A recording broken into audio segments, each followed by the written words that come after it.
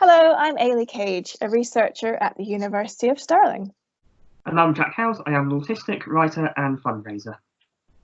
And we've recently published our research called Dropping Out and Moving On, a qualitative study of autistic people's experiences of university in the journal Autism.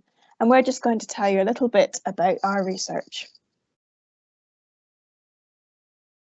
Well, the statistics suggest that autistic people are more likely to drop out of university, but there actually isn't much research looking at this and trying to understand why this might be happening. So I got involved in this research because I had my own personal experiences of this happening to me. And it was a very unhappy and unpleasant time and difficult time in my life. And I left university after only one term.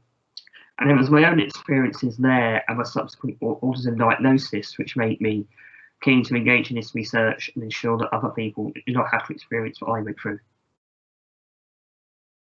We interviewed 14 autistic people about their experiences of dropping out of university, and we thought we'd use interviews because this is a really good way to get in-depth understanding of people's experiences.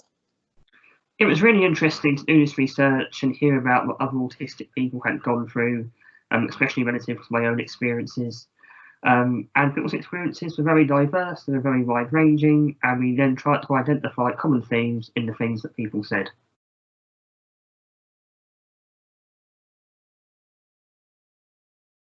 Well, the first thing we noted was that there were several systemic overarching issues.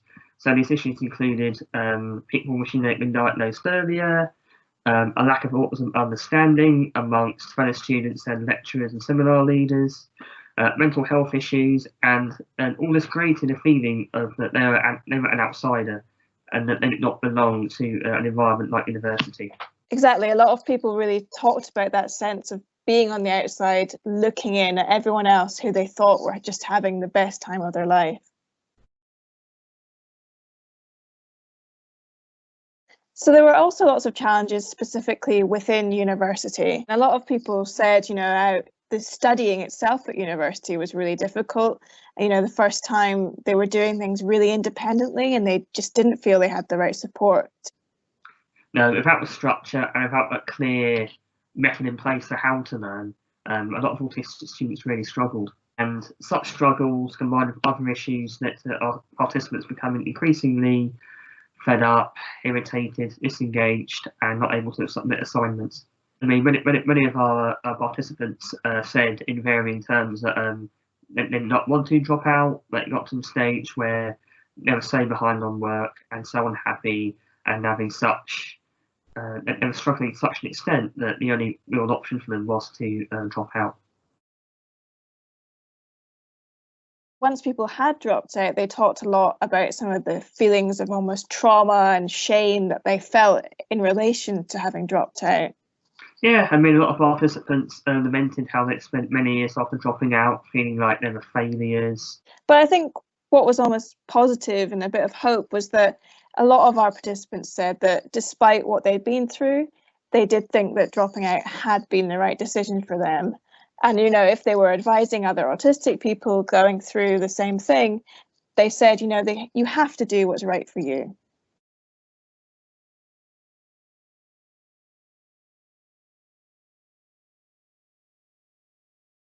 Right, so having done all this research, we then come up with many recommendations and suggestions for how universities can improve the experience of autistic students.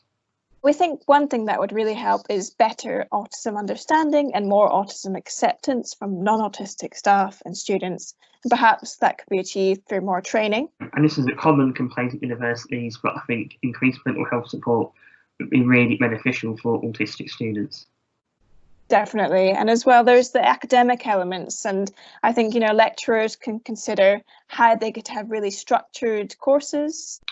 Indeed, and also staff, perhaps once they are better trained, and they can then be more aware of some of the warning signs if it seems that an autistic student is struggling and disengaging. And finally, at the very start of university, there needs to be good quality support for autistic students from the day they start to the day they finish. Exactly. So we could have transition programs to help ease autistic folk in, or previews of university life so they know what it's really going to be like. Yeah, and with more awareness, understanding, mental health support and a transition program in place. All those are things that will really help me. Right, thank you so much for listening to us talk about our research today. Thank you for listening, and you should be able to read our article online by clicking the link in the video description below.